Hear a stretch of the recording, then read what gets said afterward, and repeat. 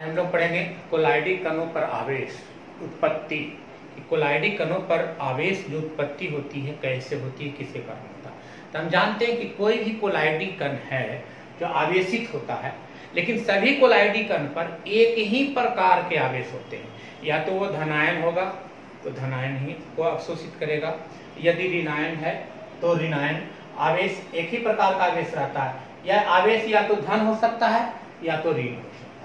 जैसे धन आवेश में प्रोटीन, धातु के हाइड्रोक्साइड जितने भी हैं वो धन आवेशित हैं। धातु के सल्फाइड, स्टार्च, गम, जिलेटिन जितने भी हैं वो ऋण आवेशित हैं। तो आवेश की उत्पत्ति के कई कारण हो सकते हैं। आवेश की उत्पत्ति के कई कारण हैं। पहला, या तो वह अम्लीय या क्षारीय समूह की उपस्थिति के कारण। कोलाइडी कण पे या तो अम्लीय समूह या तो क्षारीय समूह मौजूद होगा, जिसके कारण उस पे आवेश की उत्पत्ति होगी। दूसरा, आयनीकरण के द्वारा, आयनीकरण आयोनाइजेशन से भी आवेश की उत्पत्ति होती है। तीसरा, घर्षण से भी आवेश की उत्पत्ति होती है। और चौथा, कोलाइडी कणों द्वारा किसी खास आवेश वाले आयनों का अधिशोषण से। अब किसी खास आयनों का अधिशोषण से कैसे, इसके बारे में हम डिटेल से जानते हैं। कि जैसे कहता है कि कोलाइड AgI के घोल में, ध्यान दीजिएगा, समान आवेश, किसी न किसी तत्व के समान आवेश के कारण ऐसा होता है। जैसे यह एक पात्र ले लिया, इस पात्र में AgI एक कोलाइडी कण है जिसका आकार अभी 1 नैनोमीटर से ज्यादा। इसमें डाल दिया जल, प्रक्षेपण माध्यम, यह है जल। इसमें बाहर से AgNO3 का एक अपक्षेप है आपका, जो आपको जल में नीचे बैठा हुआ है, अपक्षेप प्रिसिपिटेट है। इसमें डाला AgNO3। अब इसमें से ध्यान देना कि AgI है, यहाँ देखिए जो डाल रहे हैं वो AgNO3 है। इसमें से कौन सा समान है? तो समान यहाँ AgI है, दोनों में। अगर हम के यहाँ I के आयोडीन के समान डाल सकते हैं, या तो धन आवेश या तो ऋण आवेश। साफ कह रहा आवेश रहता है, यह आवेश या तो धन है हो सकता है या तो ऋण हो सकता है, दोनों में से कोई हो सकता है। अब यहाँ जो ही AgI डाले तो ध्यान दीजिए,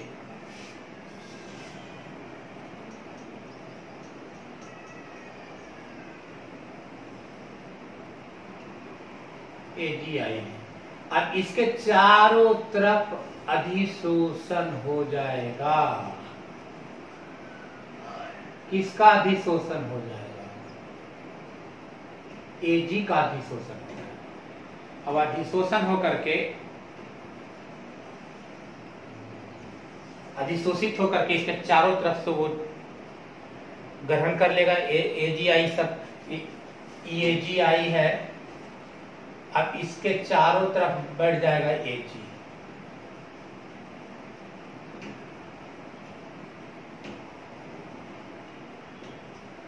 जैसे ही इसको सेट करेंगे, हिलाए डुलाएंगे, तो एक अधिशोषण के बाद ये टूट जाएगा और टूट करके एक कोलाइडी कण का निर्माण करेगा।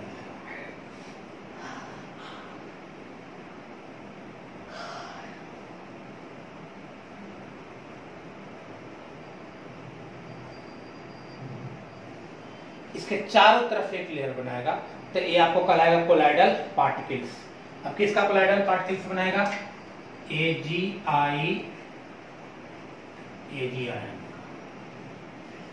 अगर सपोज दैट इसी AgI के विलयन में, AgI के विलयन में ये पार्टिकल्स आपका AgI है, इसमें हम बाहर से KI डाल दें, तो जो ही डालेंगे, ये आपका जल है तो K है जो जल में रह जाएगा। अब I इसके चारों तरफ बैठ जाएगा, AgI। अब इसके चारों तरफ आ जाएगा I माइनस आवेश।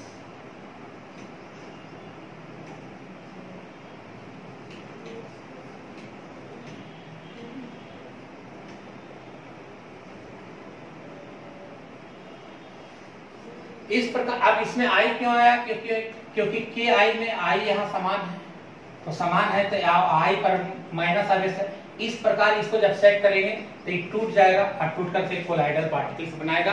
ये कोलाइडल पार्टिकल्स आपका ई बनेगा क्या, AgI आयन का माइनस आयन का बनाएगा। अब इस कंडीशन में कहता है जी कि इस प्रकार कोलाइडल डबल लेयर बन जाता है, इलेक्ट्रिकल डबल लेयर बन जाता है। अब देखिए इस प्रकार अब ये स्कंदित होकर के नीचे बैठ जाएगा, तो इस प्रकार एक इलेक्ट्रिकल डबल लेयर बन जाता है। इसके चारों तरफ एक द्विस्तरीय लेयर बन जाएगा। इसे हेलमेंटेड इलेक्ट्रिकल डबल लेयर कहते हैं।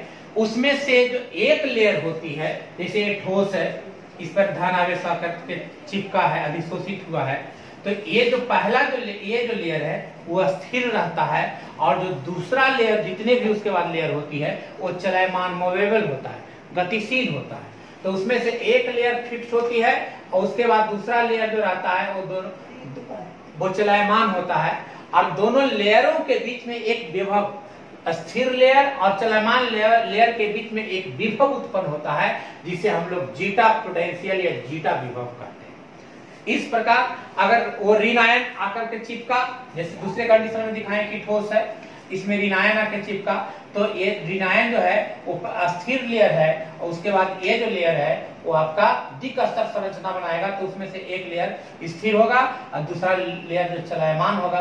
अगर धन आवेश आएगा तो उसके बाद जो आकर चिपकेगा वो आपका एक लेयर स्थिर होगा और उसके बाद जो चलायमान होगा। इसके दोनों के बीच में जो विभव उत्पन्न होगा उसे हम लोग जीटा विभव कहते हैं या जीटा पोटेंशियल कहते हैं। और इस कंडीशन से अब इसी में स्कंदन आता है, तो कहता है कोलाइडिक कण एक साथ जमा होकर के नीचे बैठ जाता है। कोलाइडिक कण एक साथ जमा होकर के नीचे बैठ जाता है। नीचे बैठने की क्रिया कहलाती है स्कंदन, कोगुलेशन। अब इसके बैठने की क्रिया का मुख्य कारण क्या है? अब बैठने की क्रिया का मुख्य कारण समझ लीजिए कि दो विपरीत आवेश वाले कोलाइडिक कण घोल में मिलाने पर यह उदासीन हो जाता है। जब दो विपरीत आवेश वाले कोलाइडिक कण को आपस में मिलाते हैं तब मिलाने के बाद यह उदासीन हो जाता है तथा नीचे बैठ जाता है, और इस बैठने की क्रिया को कहते हैं कोगुलेशन, स्कंदन। जैसे अब देखिए, जैसे हम कहते हैं कि अगर दूध है तो दूध का फट जाना, अगर दूध अपने अपने फट गया तो उसको काल भरण कहेंगे। अपने रखा रखा फट गया तो काल भरण होगा। लेकिन किसी बाहरी माध्यम के द्वारा अगर दूध को हम फाड़ते हैं तो उस कंडीशन में उसको हम लोग स्कंदन कहते हैं। अब हम लोग पढ़ेंगे स्कंदन मान। स्कंदन मान और हार्डी-सुलज का नियम कहता है किसी कोलाइडी घोल के 1 लीटर में, कोई कोलाइडी बिलियन है, उस बिलियन के 1 लीटर के अपक्षेपण के लिए, अपक्षेपण का मतलब प्रेसिपिटेट, बैठना अलग होना, अपक्षेपण के लिए न्यूनतम जितने मिलीमोल की आवश्यकता होगी उसे हम लोग कहते हैं स्कंदन मान। स्कंदन क्षमता के संबंध में हार्डी और सुलज ने बताया था कि एक नियम दिया था कि विपरीत आवेश वाले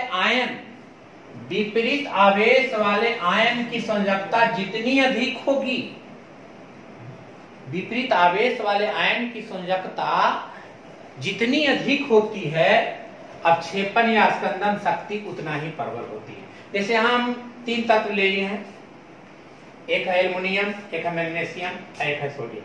अब इसका संयोजकता, एल्युमिनियम की संयोजकता 3, मैग्नीशियम का 2, सोडियम का 1। तो आप देख रहे हैं कि इसकी संयोजकता 3 है, इसकी संयोजकता 2 है, इसकी संयोजकता 1 है। तो यहाँ साफ करा कि जिस आयन आवेश वाले आयन की संयोजकता जितनी अधिक होगी उसका अपक्षेपण या स्कंदन शक्ति का मान उतना ही अधिक होगा। इसी प्रकार ये एल्युमिनियम का सबसे अधिक है, उसके बाद मैग्नीशियम का है, उसके बाद सोडियम का है। तो ये आपका ये था कौन? हार्डी और सुलज का नियम। हार्डी और सुलज का नियम सबसे इंपॉर्टेंट है, इसको देख लीजिए। साफ करता है कि विपरीत आवेश वाले आयन की संयोजकता जितनी अधिक होगी उसकी अपक्षेपण शक्ति उतना ही अधिक होगा। जैसे एल्युमिनियम, मैग्नीशियम, सोडियम। उसी प्रकार हम अगर निगेटिव के रूप में चलेंगे धनात्मक कोलॉइड के अपक्षेपण शक्ति का क्रम।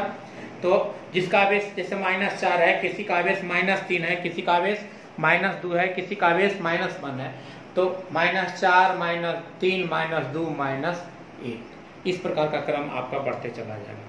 अब हम लोग इसके लास्ट टॉपिक में पढ़ते हैं कोलाइडी विलयन का उपयोग। तो कोलाइडी विलयन का उपयोग आप लोग समझ देखें फिर से पुनः। कोलाइडी विलयन का उपयोग, तो कोलाइडी विलयन का उपयोग हम लोग औषधि के रूप में करते हैं, दूसरा उद्योग के रूप में करते हैं, चर्म उद्योग टैनिन के रूप में, जल को शुद्ध करने में, कपड़ा को साफ करने में, कृत्रिम वर्षा के रूप में, प्रदूषण को नियंत्रण करने में, साबुन के रूप में, डेल्टा के निर्माण में। अब बात रही कि कृत्रिम वर्षा के रूप में कैसे करते हैं, तो कहता है कि जहाज की सहायता से विपरीत आवेश वाले धूल कण या रेत के कणों को बादल के ऊपर छिड़काव करने से वर्षा होने लगती है। इसका मुख्य कारण क्या हो सकता है, तो इसका मुख्य कारण हो सकता है कि बादल के कोलाइडी कण आवेशहीन बन जाता है, आवेशहीन होकर के वह स्कंदित हो जाएगा और स्कंदित होकर के पुनः वर्षा के रूप में पृथ्वी के ऊपर आ जाता है। तो इस प्रकार ये कोलाइडी विलयन का उपयोग था। अब आपका पृष्ठ रसायन जो चैप्टर था वो पृष्ठ रसायन चैप्टर समाप्त हो गया। अब हम लोग अगले वीडियो में अब सेकेंड पार्ट चलेंगे इनऑर्गेनिक। तो इनऑर्गेनिक हम लोग कल से स्टार्ट करेंगे। इनऑर्गेनिक का पहला चैप्टर आपका फिजिकल का 5वां चैप्टर आपका कंप्लीट हो चुका। अब हम लोग इनऑर्गेनिक चलेंगे, तो इनऑर्गेनिक हम लोग कल चलेंगे। तब तक के लिए धन्यवाद। अब आप लोग इस जो मेरे चैनल है इसको जरूर सब्सक्राइब करें और जितना सब्सक्राइब शेयर करें, लाइक करें और कमेंट करें, करके बताएं। जहां भी प्रॉब्लम हो जरूर लिख के बताएं, मैं उसका सॉल्यूशन जरूर करूंगा। तब तक के लिए धन्यवाद।